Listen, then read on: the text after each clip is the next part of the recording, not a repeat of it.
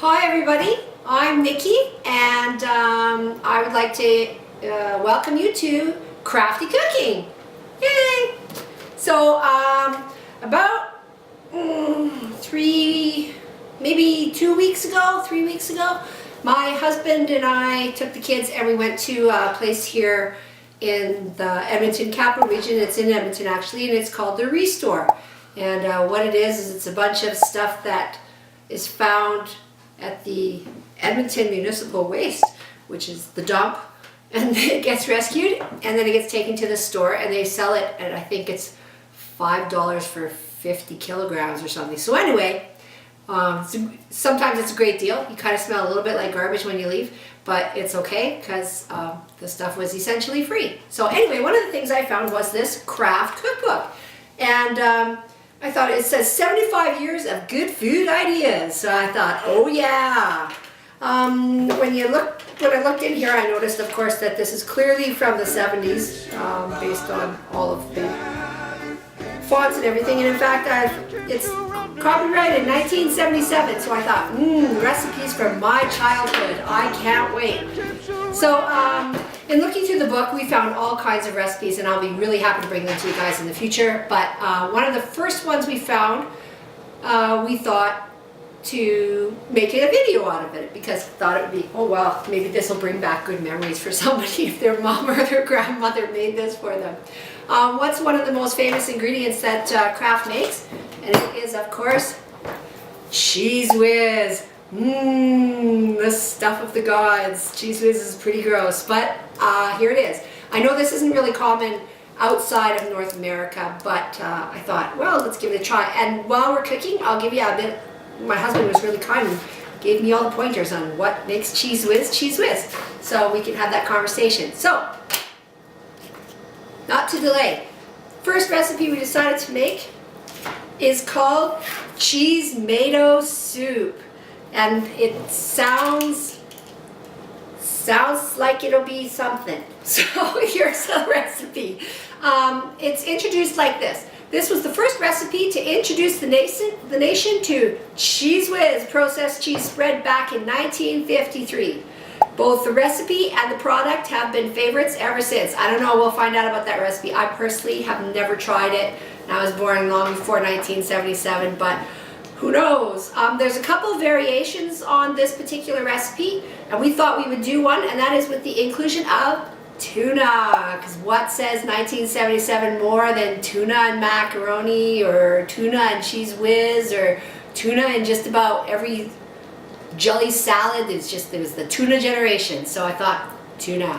So here's the ingredients. It's 1 10 3/4 ounce can of condensed tomato soup. So I picked Campbell's. We did a little bit of research. We tried to figure out if Campbell's and Kraft had ever had a court case together. They haven't. So we figured that they'd be okay if we used the Campbell's soup. Plus that's the most easy brand for people to find. We did try and find the generic stuff too, but our local Sobeys was actually sold out. So we got Campbell's. 1 1/4 cups of water. So that's just water right here. 1 8-ounce jar of Cheez Whiz. Well, an 8-ounce jar is almost a cup. So I've got a measuring cup, we'll just measure it out, and a dash of pepper. So here you go. So your ingredients are your Cheez Whiz, your tuna, which is going to be the optional item, and it says 1 6-ounce can of tuna. We went with the Sensations brand just because, you know, we're not rich. And Campbell's. So let's get to it. Okay, so first things first. I guess what they said is we have to put 1.5 cups of water in here. So let's measure this out and open it up and get it going. I personally am not a big fan of tomato soup. I think it's pretty good on, oh, I don't know, cabbage rolls, that kind of stuff. If anybody makes cabbage rolls, they'll know that Campbell's soup can be used for the sauce. I also use it on top of meatloaf. But other than that, I'm not a huge fan of tomato soup. But this is supposed to be a wonderful recipe, so we might as well get to it. Ooh, looks so yummy. Alright, so Campbell's soup. And 1.5 cups of water. incidentally, these are my husband's measuring cups that he uses while he makes wine. He's a winemaker, so he has been gracious enough, because I don't actually usually measure anything, but he said I could use them, so here I am, and half a cup. See, it's that bad. I actually have to look at the cup to decide what's the measurement involved here. So, it doesn't seem like enough, so I'm just going to put a little more in there, because how can I share it with my husband if he can't have it? So there we go, 1.5 cups of water. I'm going to mix it a little bit first before I put it on there. We're using a hot plate. I'm usually at the stove, but for the purposes of this video, we thought we'd do it this way. Oh, it smells gross. I'm going to tell you that right now. I don't like the smell of tomato soup. But here we are. Hot plate is on. Okay, so we'll let that cook. Woo! Too high. Oh, I'm going to light the place on fire. Okay, so some interesting things about Cheez Whiz while we're letting this warm up. Well, we said 1953 it was introduced. In fact, there's actually, Kraft has said that it was originally introduced in some states in the United States in 1952. And it was invented by a food scientist called Edwin Treisman. Originally contained cheese, and they did originally, but they no longer do. They actually contain what's called what is it? Patrick, what do they call that cheese, the fake cheese? What do they call it? It's cheese proteins. Oh yes, cheese proteins. Doesn't that sound yummy? Mmm. Those are the same cultures. things you can find, cheese cultures. Good. Those are the same things, you know, you get those little cheese and crackers, and you get them when you're a kid and your mom puts them in your lunch. I don't know, they're yuck. But that's what they are. There's all different kinds of cheese. You can have Cheez Light, Cheez Whiz Light, Cheez Whiz Tex-Mix. There's Italian, there used to be bacon, and another one of those staples from the 70s. Cheese pimento. Everything had pimento in it in the old days. Pimento and tuna, one of those unholy mixtures. And they did make one change to the formula, and that was the removal and reduction of real cheese. So it says 1 8-ounce jar of Cheez Whiz. Here's my Cheez Whiz, and I worked it out, and it's roughly about a cup of Cheez Whiz, so we're going to get that ready right now. I normally will try and get the ingredients like my pepper to be ready beforehand, but the glory of pulling the Cheez Whiz out of the jar was something that I wanted you all to share, because I just thought, So here we go. I'm going to borrow your spoon for eating, Patrick. You get extra Cheez Whiz on yours. So we need to put a cup of Cheez Whiz in here. Oh, someone's been in the Cheez Whiz already. That was probably one of my kids, because they don't get Cheez Whiz that often, so they probably saw it and went, woo! So, Cheez Whiz has been violated. All right, let's get it. Oh, that's a thing. Oh, nice. So, here we go. 1 cup of Cheez Whiz. I can smell the tomato soup already. Just sharing that with you. I don't know, for some reason, whenever I pull Cheez Whiz out of the fridge, I usually think that it should be more solidified, but it's not. It's pretty goopy.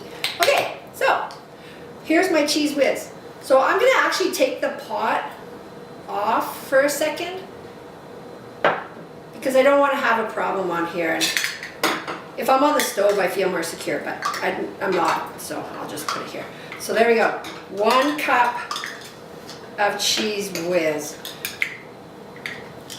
I have to tell you, it doesn't look good. We're going to put, and it also calls for a dash of pepper. So I like a little bit more than a dash of pepper. So I put about 4 dashes in, so we'll give that. All right. So the big idea here is that we're supposed to wait until the cheese melts. Oh, wow. That looks like something. So we're gonna stir this around a little bit. I don't want the cheese to burn on the bottom. I'm gonna keep my temperature quite low, because I don't really trust this. Oh wow, look at how the cheese is just blending right into that tomato soup. one can really see why they really liked this recipe in the 1977 year. Woo, numb. Well, I guess, so here we go. So another part that they suggested we add is tuna fish. One of the other variations on this recipe was that you would add sherry, but the idea of that with all of these other ingredients, with the tuna and the tomatoes and the addition of sherry, just seemed a little bit over the top. And I'm not very hoity-toity, so I thought that I would just put in the tuna because I'm a simple girl. So let's get right to that. Okay, so here's my tuna.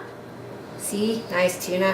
While nobody was looking, I drained this tuna because it doesn't say to drain the tuna in the recipe, but I just kind of assumed. So I'm going to use another spoon to break it up a touch. It's like a rock in here. I drained it a little too much. Oh well. And then I don't want any splashing, so I don't like tuna that's all like tuna dust. So I'm going to try and leave it in a couple chunks if I can. When I was a kid in the 70s, my mom made a lot of tuna casserole. And I don't know, I'm probably older than some people, but there used to be a show called Welcome Back Kotter, and on there was a long-running joke that his wife made the worst tuna casserole. But I think it was my mom, actually. So, but we ate it because if we didn't, we starved. And that's the way it is. Not literally, of course. But anyway, okay, so, doesn't that look delicious? It kind of looks like orange. I don't know what to, it's orange. The pepper looks like, puke? No. That's not a very nice thing to say. But yeah, no, I don't know if it's going to be any good. But we'll give it a try. So here we go with the soup.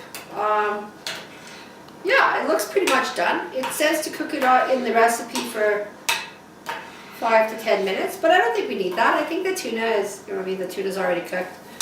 I don't think the cheese whiz isn't real food, so it's okay. No, I'm kidding. Anyway, so here it is. I'm gonna dish it out and ask the lovely cameraman Patrick if he would like to be the taste tester. Patrick, do you want to taste it? Sure. Yay. Okay, here we go. This is the Cheezmato Soup from the Craft Cookbook. Patrick's better come over here. I'm giving you a bowl. You're gonna love it. I know it. So, I think this recipe is, or the cookbook even. I think the cookbook is older than Patrick. So, okay. So Patrick's gonna come and try this Cheezmato soup. Now I made a promise to everybody. So a lot of the recipes in this book are made with things that I don't like to eat, like mayonnaise. And so I said, okay, and Miracle Whip, most certainly. So I said, okay, if everybody else was going to eat it, I was going to eat it too. So here we go. Cheezmato soup. Are you ready, honey? It's very chunky tuna. It's very chunky, I know. I kept it very chunky because I don't like tuna dust. So here we go. Cheezmato soup made with the optional tuna. How is it? Do you like it? You love everything I cook, don't you? Uh-huh. Oh, that's awful. Oops, that's great. I couldn't have said it was awful. You wouldn't have eaten it. Okay, I'm going to try with the tuna because it might be better with the tuna. Nope. Shh, you have to let me have my own taste experiences. Oh, yeah. Yeah. Pizza pop dinner night. Oh, my. So, yeah. I can't swallow it. Okay. Swallow. I'm trying. Oh my. I think it needs more pepper. So this is so I don't know if anybody ever makes the nacho dip where they mix the salsa and the cheese whiz and they mix it all together and nuke it in the microwave. I do that occasionally. It kind of tastes like that with a very strong cheese whizzy flavor. It's very strong. And the tuna is very overpowering in this particular dish. And truthfully, I didn't really cook it for overly long. I'm gonna have another bite just to see if I can fix that. I don't think more pepper can fix this. Oh, sriracha. Sriracha. That fixes everything. Okay, well anyway, thanks everybody. We're gonna enjoy our Cheezmato soup. Peppy, you wanna try? Come on. Will the cat eat it? Come on. Come on, Peppy. Look, he's clawing at the table. Come on, Peppy. You wanna try it? No. Come on. Yeah. He's getting the shivers. I don't think he likes it either.